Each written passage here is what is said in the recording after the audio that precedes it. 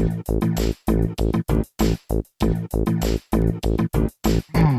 and welcome to Minter Dialogue, episode number 448. My name is Minter Dial and I'm your host for this podcast, a proud member of the Evergreen Podcast Network. For more information or check out other shows on the network, please do go and visit evergreenpodcasts.com. I'd like to give out a shout out and thanks to Alex Strath1 for putting up a 5-star review on the Apple Podcasts. So this week's interview is with Annemarie Shrouder. Annemarie is an international speaker, consultant, and facilitator on diversity, inclusion, and belonging. She's also the author of Being Brown in a Black and White World, Conversations for Leaders on Race, Racism, and Belonging, which was released in April 2021. In this conversation with Annemarie, we discuss the journey inside her book, the trials and tribulations she faced, the both and the value of 3 concepts, and her work with business leaders to help simulate change, drive motivation, and create impact. You'll find all the show notes on minterdial.com, and please do consider dropping your rating and review, and don't forget to subscribe to catch all the future episodes. Now for the show with Annemarie. Annemarie Shrouder, it's lovely to have you piped in from Toronto, Ontario, Canada, a city I know well. In your own words, Annemarie, how would you like to describe yourself? Oh, in my own words. How would I like to describe myself? Physically, emotionally, professionally? Up to you. I am a biracial, female-identified speaker, author, facilitator, someone who's passionate about equity, inclusion, diversity, and healing the racial divide. So your book, which came out this year, yes, Being Brown in a Black and White World, I felt like it was a kind of a coming out book. How would you like to describe your book? Yeah, that's a good way to put it. Yes, I agree, because it's about my life and nuggets of wisdom, I hope, for leaders of all kinds, but focused on leaders in business. I didn't intend to have it be a coming out book. That wasn't my plan. But the more I wrote and thought about it, the less possible it was to write a book with heart and that I was in without including that. So yeah, I've had to be brave. As you read the book, what I mean by that somehow is that you come out in waves. There's an element of, what is to be biracial, then it is bisexual or lesbian, and then this idea of the both together. And so that's how I kind of lived the book.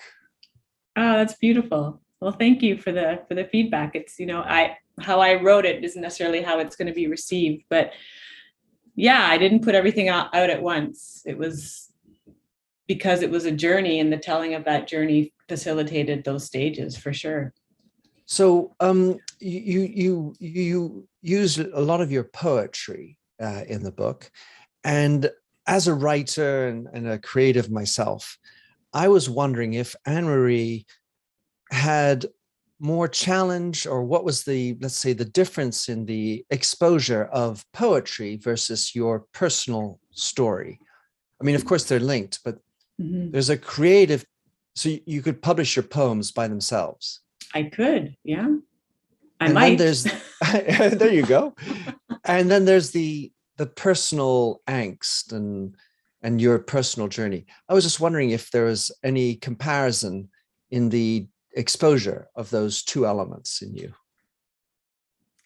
Comparison, I think I need you to explain the question a little bit more. What do you mean? Well, so when you publish creative work, or like whether it's a novel or a poem or a photograph, there's a exposure of yourself through that creative process. Mm-hmm. And then there's the other one, which is just writing about you natively. I mean, this is me. Right. This is who I am, and these are my woes and my emotions.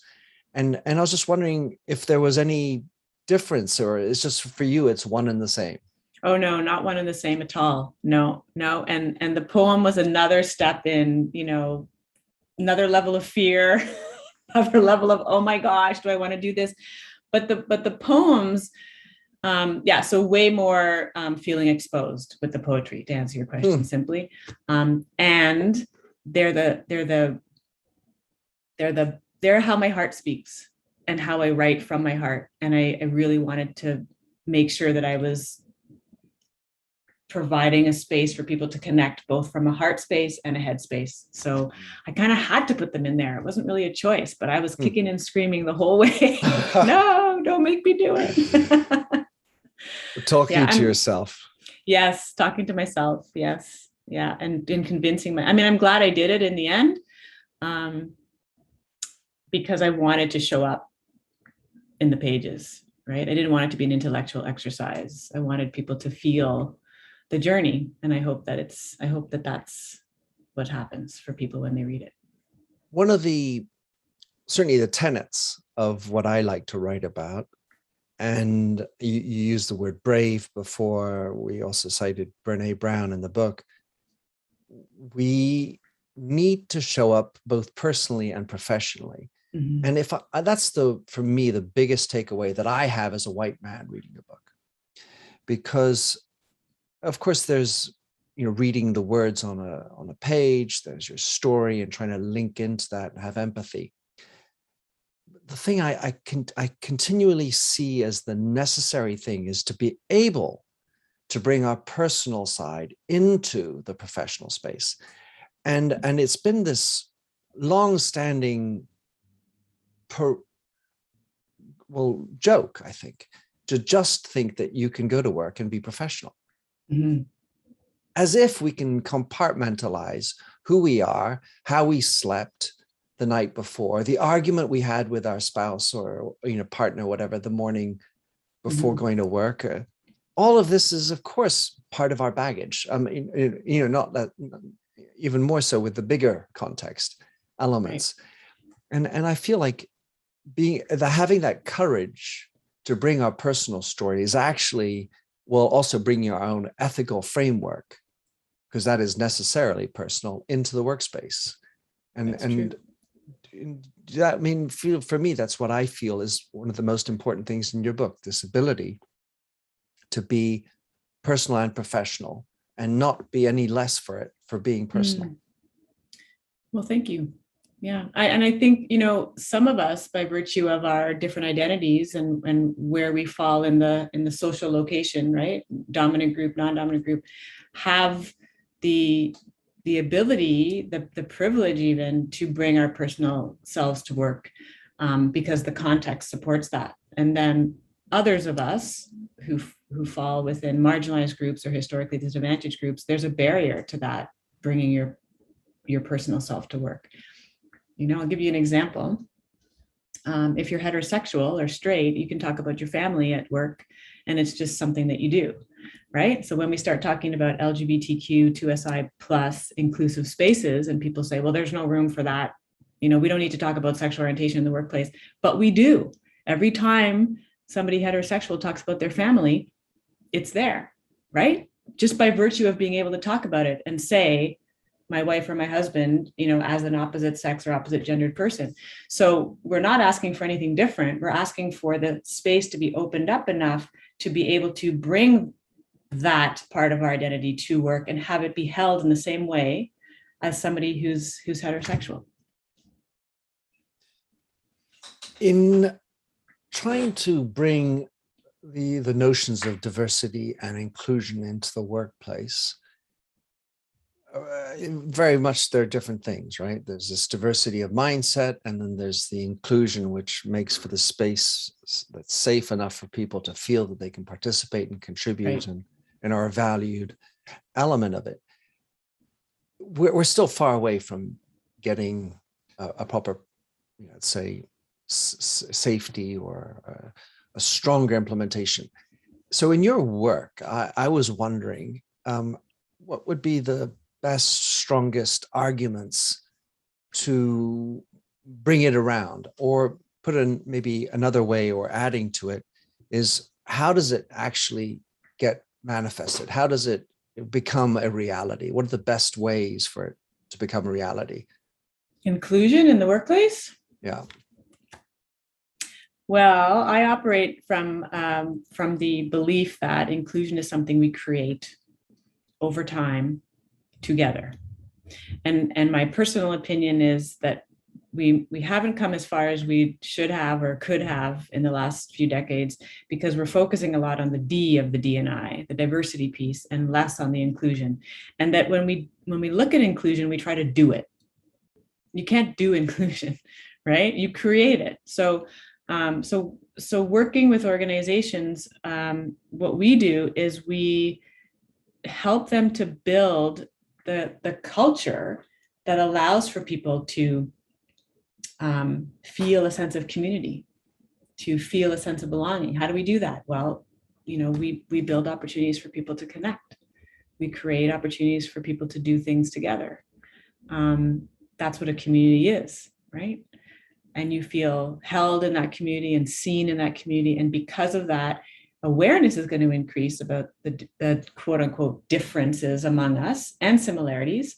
We get to know each other more. And then as we get to know each other more and connect more, we use that information to build greater sense of belonging, right? If I know a little bit more about you and I know, things that are important to you, then I can weave that into how I do things or what I offer or what my benefits plan is, right? To take it from one end to the other.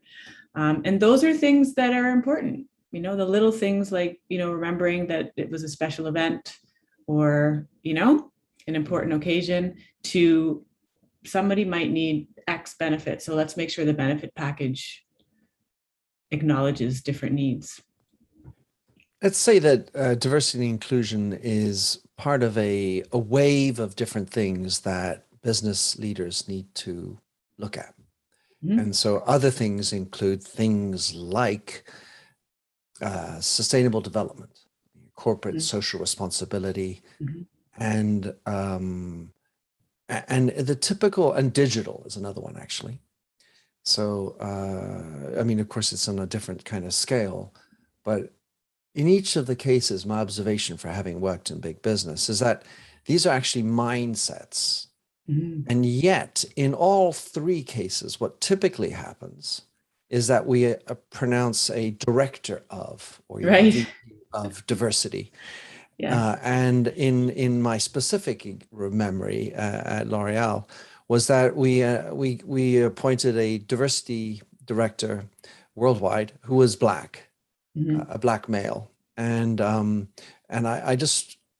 always thought, whether you're the director of digital, the CDO, the chief digital officer, the chief CSR officer, it seems like the go-to mechanism, but at the end of the day, you can't dictate these types of things. You can't tell somebody to be digital. It's about being digital and owning it each to their own way.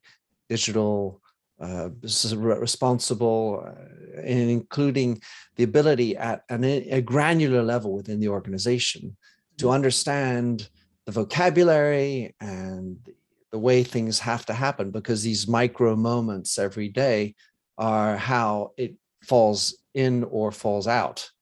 Absolutely. Of place. And so what do you think about appointing these VPs of whatever mindset we're looking at? Yeah, well, I think it's, I have a love-hate relationship with it. I think it's important that companies acknowledge that this is a necessary component of who they are, and that they need to weave it in. Okay. So I think initially appointing someone, and hopefully they have a budget, hopefully they have a department, right? So it's not just a title to actually effect change. I don't think that's necessarily a bad thing if that person, title, department is able to do the work of weaving this mindset and this energy and this awareness into the various aspects of the company, so that over time you don't need that department anymore or that individual. Ideally, right? What's helpful about having somebody with that lens, that is their focus, is that if you position that person properly, and by that I mean they shouldn't be a manager, they should be reporting to the CEO, and they should be at decision-making tables all the time, that they can help to infuse that way of being through their questions, right? Through their challenges, through pointing out things, shining a light on. And that's what we want.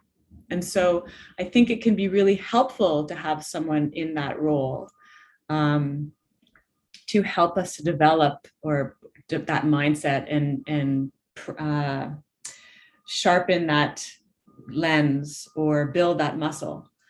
The downside is if we're relying on that person to do it and we're not all hopping on the train, or whatever the right analogy would be in this case, to do that lifting together, then we're not benefiting. And then it falls on that one person or that one department, and then it doesn't become part of our DNA, which is what you want. One of the things you mentioned, and I certainly discovered this through my research, which is the value of 3. Can you describe what is the value of 3 and maybe update it for me? Sure. Well, in my, maybe update, but so my way of explaining it is, when you have one person, they could be the token person.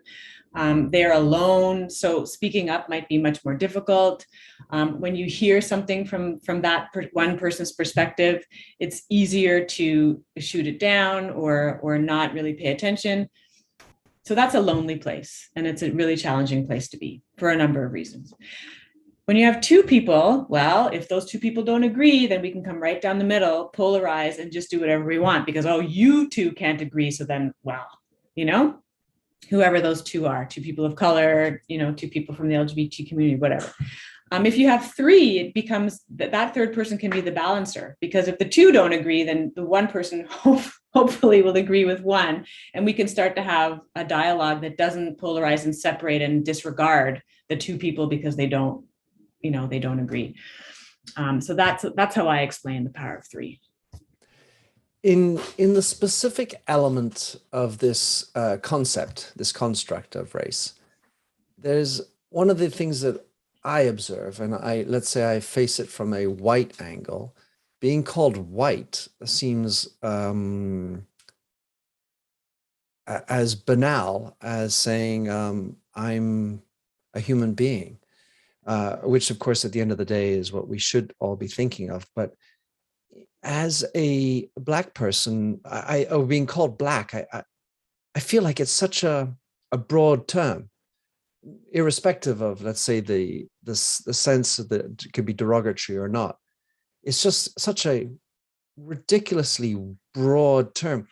And yet I do feel that there's a specific type of definition to it as it comes to the way this movement has been coming. So what I mean by that is that Black, let's say, could encompass a whole 54 countries of Africa. Then there are the Caribbean countries, and then there's Black American, which sort of has a different kind of category within it all. Anyway, when we come to 3 people, right, we're 3 different Black, let's say, if we want to stay within that category. If you're a Caribbean and second person is Senegalese and the third person is Moroccan, whatever, why on earth would they have the same opinion? That's a good point. And that, I hear a lot from folks who are Black in business that, people think we're all the same. People don't understand the difference between cultures, and there are vast differences, right? Language differences, cultural practices, beliefs, absolutely. And, the sadness is that we are often lumped into one category together. And we could say the same about many identities, right? That we don't take the minute to take the time to think about the diversity within a community and the implications of the diversity within a community and how important that is. So we tend to talk, as you were mentioning before, about diversity and less about inclusion. And so certainly in my experience, I was far more interested in diversity.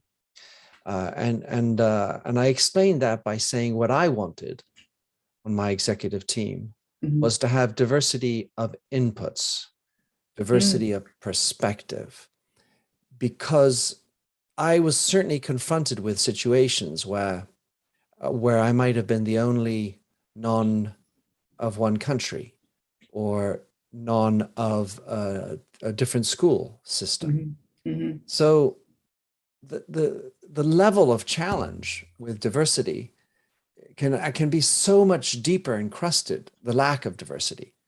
And so forgetting having visible diversity or invisible diversity, at least, like a handicapped person or something, whatever, or sexual preference.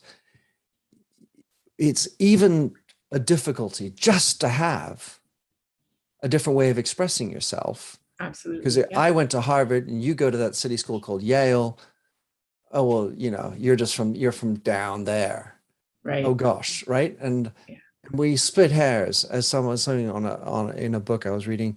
Sometimes we will make up the silliest of arguments just because we get violently disagreeing, but we're absolutely in the smallest little compartment of an echo chamber within our thing. So we have challenge already in most cases of bringing diversity of opinion when it's a bunch of white guys around the table.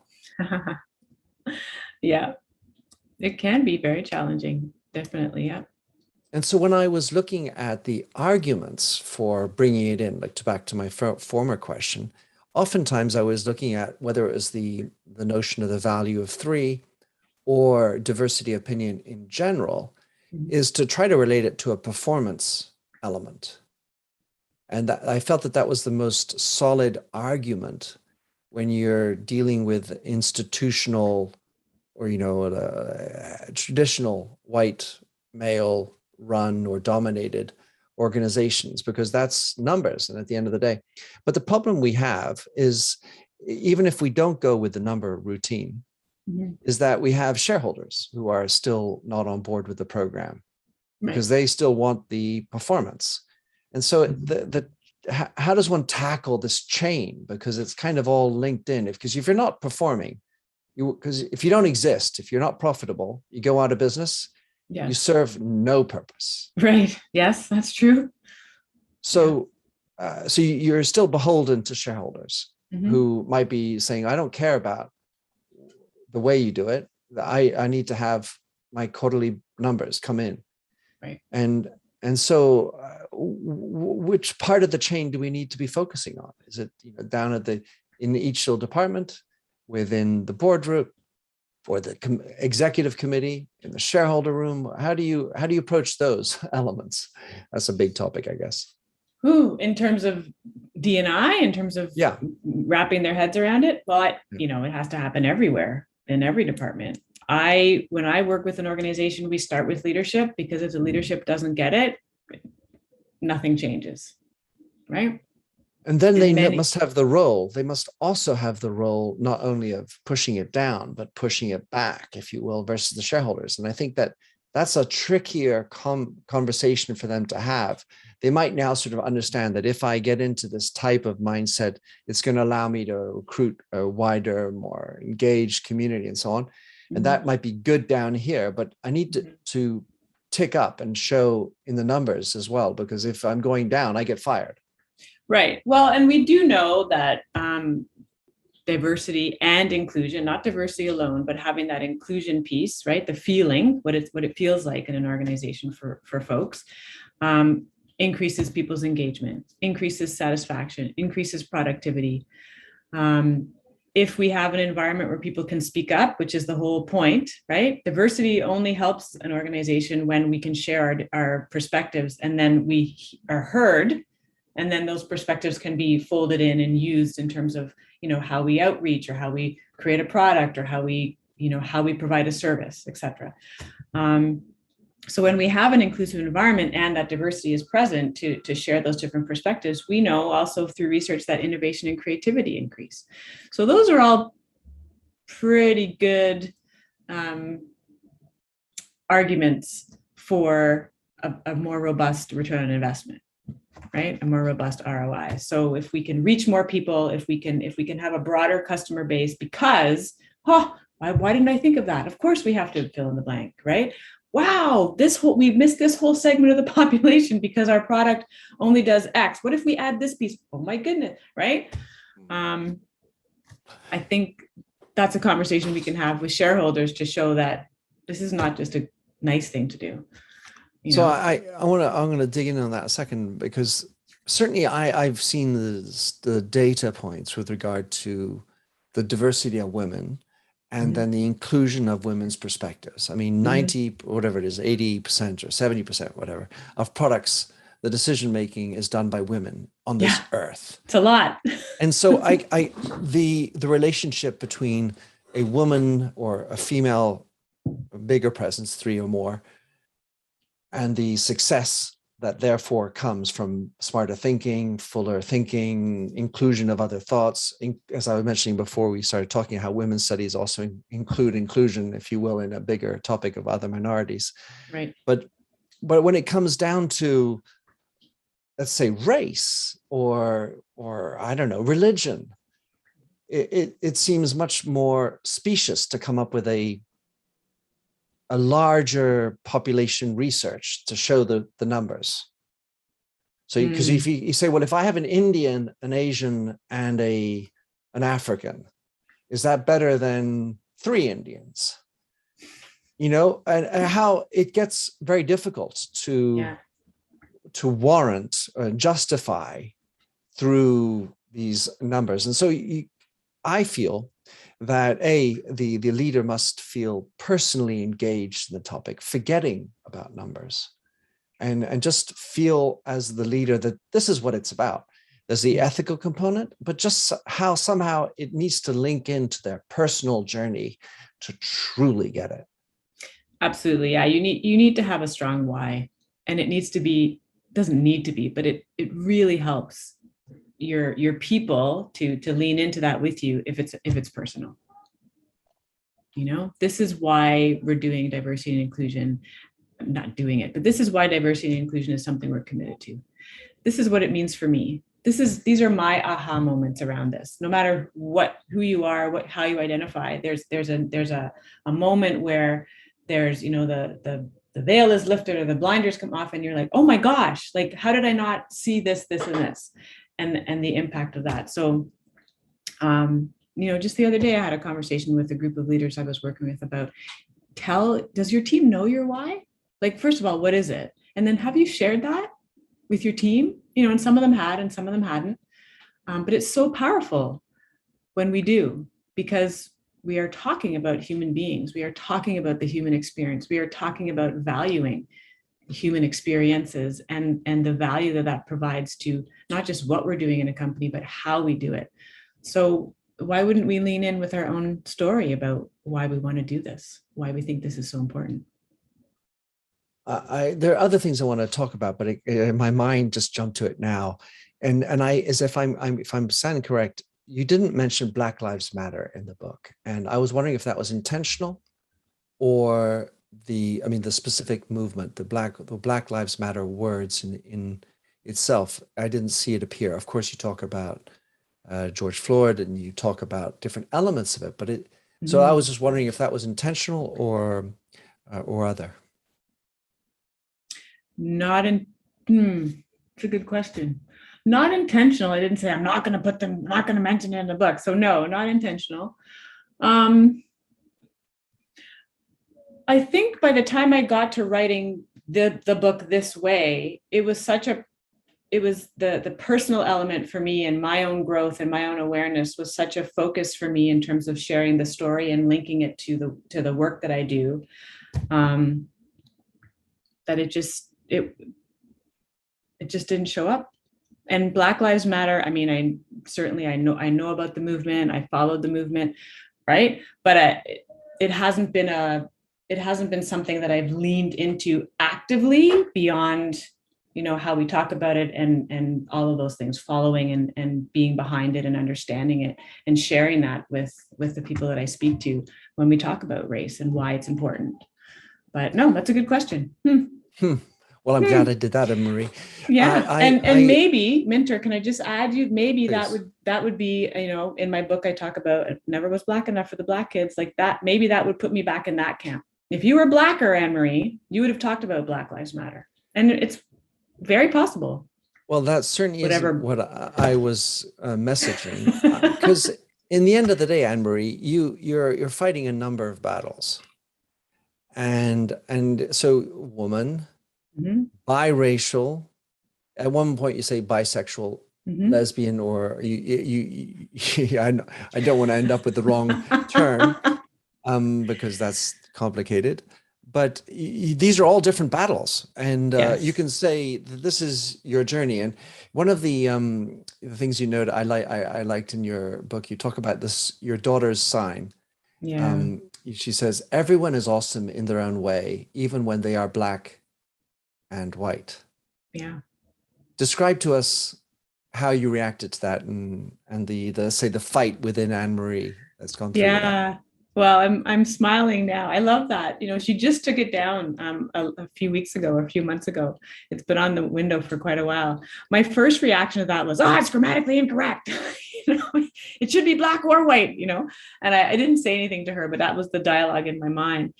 And I love the sign, and I thought it was great. She did it herself. She knows what I do for a living. Maybe we were talking about something, or she heard me say something, and boop, it appeared on her window.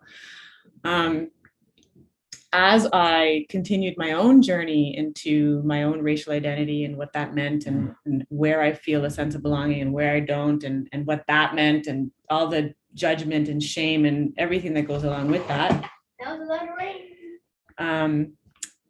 What I came to and what I was able to see was, it wasn't a mistake. And it because of my own healing around my racial identity, that brought me to a place of both and, rather than either or, not black or white, not having to choose one or the other, but both and together, and what that means. It kind of became a sign that was for me. It kind of became a sign like, wake up, mom. What are you talking about? White, hello. And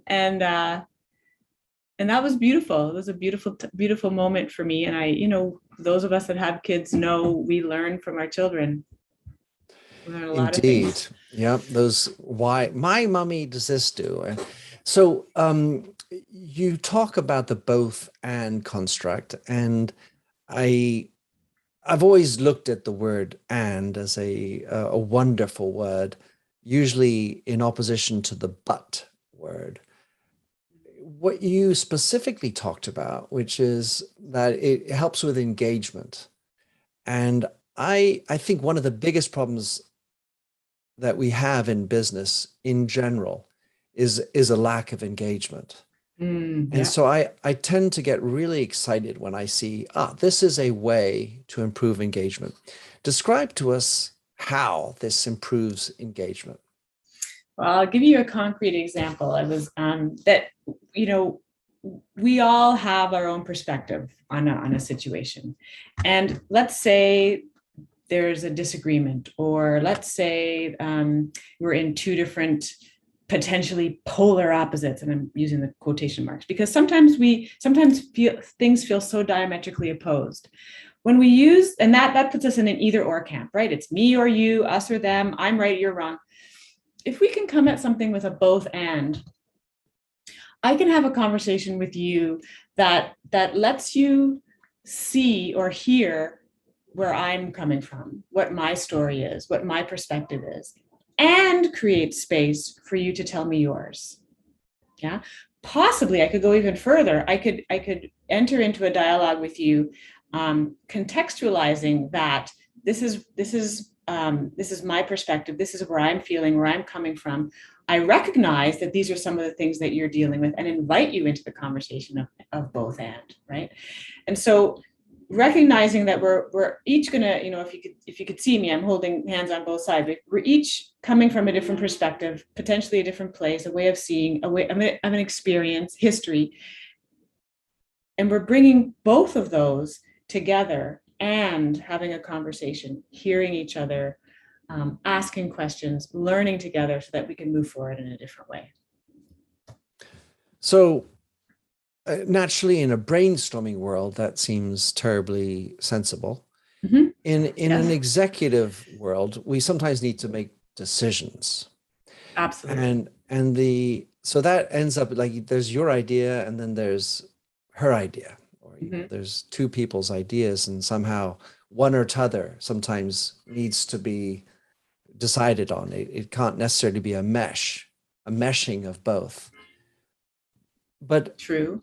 Specifically, what I was looking at was, how does that push engagement factor? So the both and philosophy, or at least the both and idea, you allow for people, well, you presumably also need to allow for listening and time to listen. Absolutely. Because otherwise it's, the CEO speaking about her specific idea, and then everyone listens to that and doesn't allow space for and others. But in the element of engagement, because I think that is a real issue. I mean, let's just, without talking about race or any of the other minorities, how do you describe how it can push engagement in? Well, because it's a way of approaching something that creates the space for people to be able to share. That invites the possibility that there's more than one approach, more than one way of seeing something. That creates to me it's a beautiful space of there's more. Right? It's not just this perspective, there's more. And so in the creation of that, we're inviting people to engage. Right. We're inviting people to share.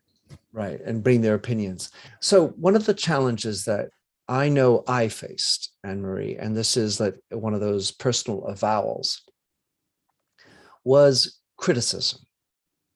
And so levying criticism is always complicated when you're, the boss and you've got a big team, and there are ways to do it with empathy. There are ways to deliver, that idea is shit, right? This is not the right way to say it. Maybe, well, you could improve your idea. Yet, even when I tried to find the nicest or the most appropriate way, sometimes I didn't always surely deliver the most nicest. But when you're delivering criticism to a minority as a white male in a boardroom or in business in general, today, that doesn't seem, well, to use the minimum easy, at some other level, it seems like an outright dangerous proposition. That's the way I feel about it. That's certainly what I experienced. And back in my day, there's a long time ago, let's say certainly pre Black Lives Matter and such.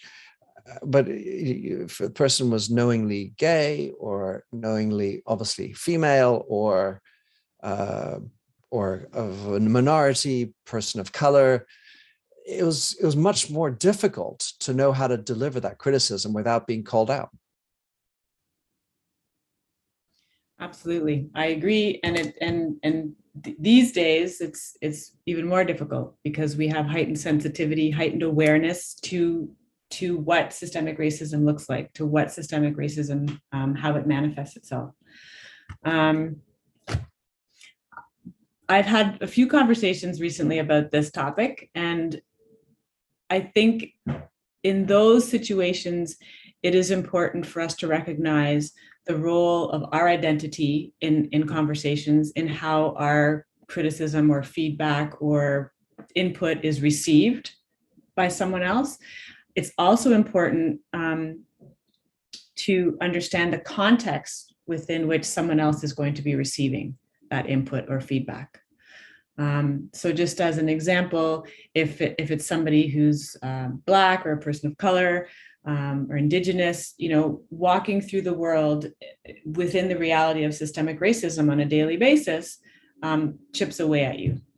Yeah. And so, we talk a lot in this work about the difference between intention and impact. You can intend to give feedback. The impact could be, it's a personal attack, or, it's because I'm a person of color, or I'm a woman, or whatever. So I think, back to the both and place, if we come to those conversations with an awareness of intention versus impact, with an awareness of the different weights that people bear based on their identity as they move through the world, be it skin color, be it gender, be it disability, then I talk a lot in D&I about not just what we do, but how we do it. So how would we have that conversation? How would we provide that feedback? And I think the how makes a big, big difference. I certainly agree. And I think it's very difficult. Yeah, it can be very difficult. Yeah, in all of those things, right? Recognizing another person's context, being sensitive to their lived experience when you may have no idea what that is. But just, understanding that there are factors at play that could conflate, I'm not sure if that's the right word, but could get in the way of somebody hearing what you're saying and taking that in a way that's productive rather than feeling attacked. So I have a couple more personal questions. One that deeply I share with you is that both of us have a grandfather that was killed in the Second World War. Mm-hmm. And I was wondering if you could elaborate on what that meant for you, because you mention it, but you don't really talk more about it. Well, that's an interesting question and an interesting story. My mother's father was killed when she was 3. So she didn't grow up knowing him. Which incidentally is exactly my father's age, where his father went the last time. Yeah. So I grew up, seeing this man's picture at my grandmother's house, at my house, and a sense of like reverence for who he was, for all sorts of reasons, right? Missing and missing him and right, love and all that stuff. And when I think about, the side of the war that he was on, we could get into the weeds on that one in a quick minute. That adds a whole other layer. Like, I often wonder, like, what would if he had lived and seen my mother marry a Black man, oh my gosh, like, what would that have, what would he have said, done? If he had lived and met me and the work that I do, like, I don't know him. I don't know him as a person. There's all sorts of reasons why,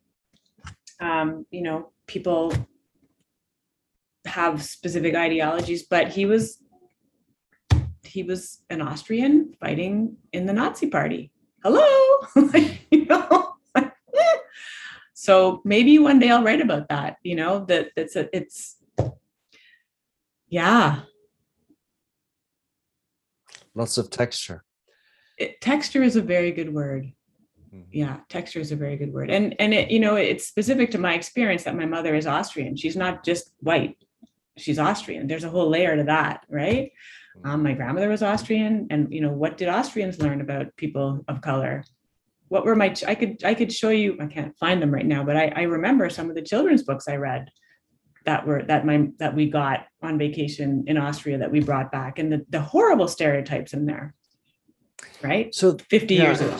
No kidding. So this question is a little risque, but I'm going to try it anyway, because you had therefore a white mother and a Black father. Still do. Yeah. That's right. So, well, that's right. But yes, that's correct. Sorry about that. But what I meant by, somehow I feel like having a white mother and a Black father versus a Black mother and a white father is a very different organization. And I wondered how you could qualify. Of course, you can't sort of imagine had you had it differently, but somehow Mama Bear, the mother influence is, and it seems to have been in your life, preponderant somehow. And I think that's the case in my family. My wife has been more present with my children. Maybe that's a social construct, but she's had a bigger impact on them because she mothered them. And I wonder to what extent that changes, or what could have changed for you if it gone the other way around. Yeah, I have thought about that a lot, and I've had conversations with friends a lot about that. My opinion is, my uninformed opinion, because I've only had one life, that given the amount of time I spent with my mother and my maternal grandmother, because my mother was a homemaker. She was and my Oma, right? My mother was able to spend the days with me. My dad worked, and he worked 2 jobs often. And my mother's mother, my Oma, lived in the same city as us. So I spent a lot of time with her too. So it's no surprise that I'm closer to my mother's side of the family, that I speak German, that I understand European culture, and that I'm, not Black enough, because I'm like a tea bag. I'm steeped in that much, much more than my father's culture. And had my mother been Jamaican and my father had been Austrian, and if she had been a homemaker, then I would have had a completely different experience. We would have gone to Jamaica for long periods of time and hung out with the Jamaican side of my family. No question, because that's how our family was organized in the 70s, and right. And the way that our family was just the things that we were able to do together. I think in my case, and so we could extrapolate to what you're saying about, who's Black and who's white, right? Our house reflected European culture. The food we ate reflected European culture, because my mom was cooking. My dad cooked too on the weekends. And so I know what ackee and saltfish are, and, some of the Jamaican foods. But yeah, if you walked into my house as a child, you wouldn't necessarily know that a Jamaican lived there, just to look around as physical evidence, right? What's on the walls and the cultural artifacts around.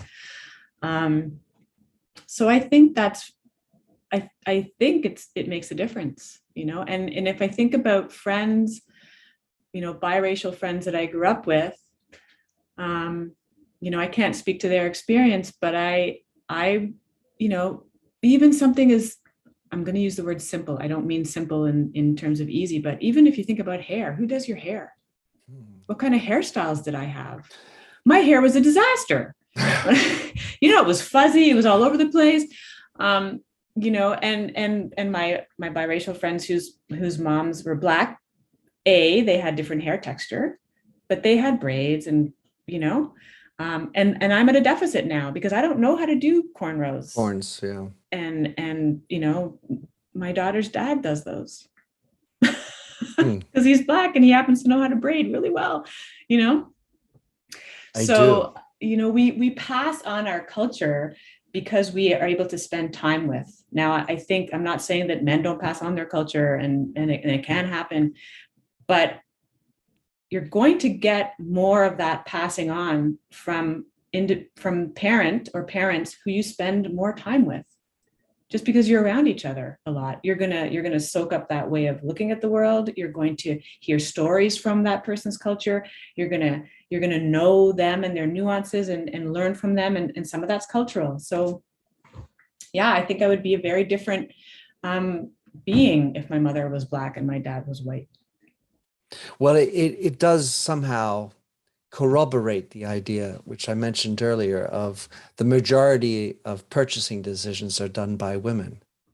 And so that goes to why your house decor, probably largest input was because your mom went down to the furniture store and made the practical, pragmatic decision to buy he might have gone with her. I don't know about that, but yes, I see what you're saying. Yeah, decision making and what comes into the house, and yeah. Well, they say when the car So the cars, my father worked in the automobile industry and I worked in the cosmetics industry, for God's sake. Yeah. When the man says, well, I want this car, it has to have it's got to have this much horsepower and blah, blah, blah, blah, blah, blah. And the woman says, how comfortable is it? You know, can you get in the back seat with the toddler chair and so on? And so, well, as long as it has my 1400 HP, yeah, but we're not going to get that one. We're going to get this one. I can't imagine my parents ever having that conversation. just to say, but I know what you mean. And yeah, we bring different perspectives to decision making. And I've read that, that women make so many more of the more higher percentage of the decisions that men do in households. And I think it's done in different ways, of course. But anyway, so that was just a little bit of a red herring. But certainly what it does is it corroborates the idea of the impact of your mother in your life, the house, how it's decorated. That's what I think it does. Anyway, that was my interpretation, Annemarie. Yeah. All right. So Annemarie, listen, how can, I did want to get into your signature methodology, but I guess that's why people need to contact you should they want to know more. Tell us, what sort of people would you like to contact you? I mean, of course, you can be open to everybody, but, and specifically, where should they go to learn more about your work and get your book? Yeah, thank you. So people can find me on my website, which is not creatively, AnnemaRieShrouder.com. Very easy to remember if you remember my name, AnnemaRieShrouder.com. The book is there, and you can read a little bit more about my signature methodology there, the ABCs of inclusion. I love to work with leaders who are wanting to lean into these conversations, to challenge themselves, to have more difficult conversations, and to step into their commitment to diversity, equity, and inclusion. I lovingly call myself the can opener. That's my gift. I help people to sort of crack open and be like, oh my gosh, how did I not notice this? How did I not know this? And we start that journey and go deeper. And so, my passion is to work with leaders, because as we said before, if the leader gets it, if the leaders get it, then it goes much further, much quicker in an organization. And I think that's critical for the success of making equity, diversity, and inclusion part of your DNA. Fabulous. Well, Annemarie, thank you for joining me on this little bit of a journey. Participate somehow. Thank you. I look forward to staying in touch. I would like that. Thank you so much. It's been a pleasure. Thanks for having listened to this episode of the Minter Dialogue podcast. If you like the show and would like to support me, please consider a donation on patreon.com/MinterDial. You can also subscribe on your favorite podcast service. And as ever, rating and reviews are the real currency for podcasts. You'll find the show notes with over 2,000 and more blog posts on minterdial.com. Check out my documentary film and 4 books, including my last one, You Lead, How Being Yourself Makes You a Better Leader. And to finish, here's a song I wrote with Stephanie Singer, A Convinced Man.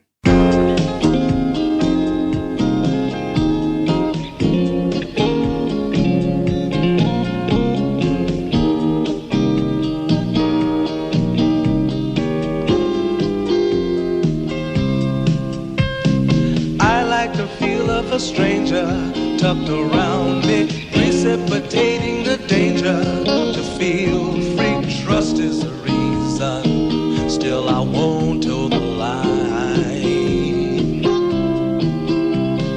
I sit here passively, hope for your respect, anticipating the thrill of your intellect. Maybe I tell myself there's no use in me lying. I'm a convinced man, building an urge. I'm a convinced man, to live and die submerged. A convinced man, in the arms of a woman. I'm a convinced man, challenge my fate.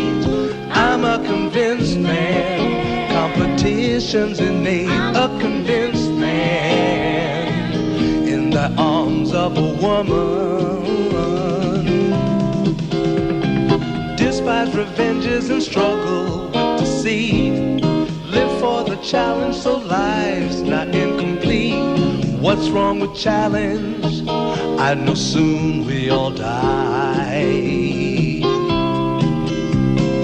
I like the feel of a stranger tucked around me, precipitating the danger. To feel free, trust in my reason, and let me show you why. I'm a convinced man, practicing my lines.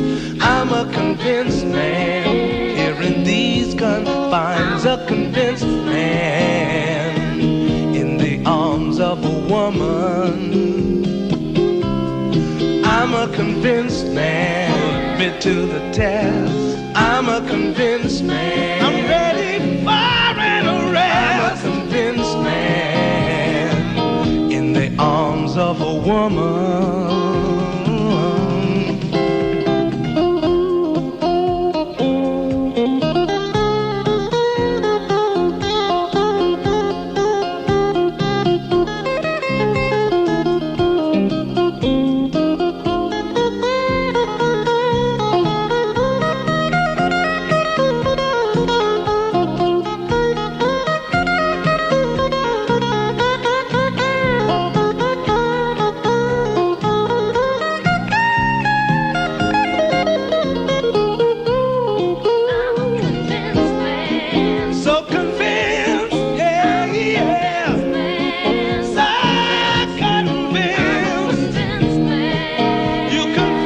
Me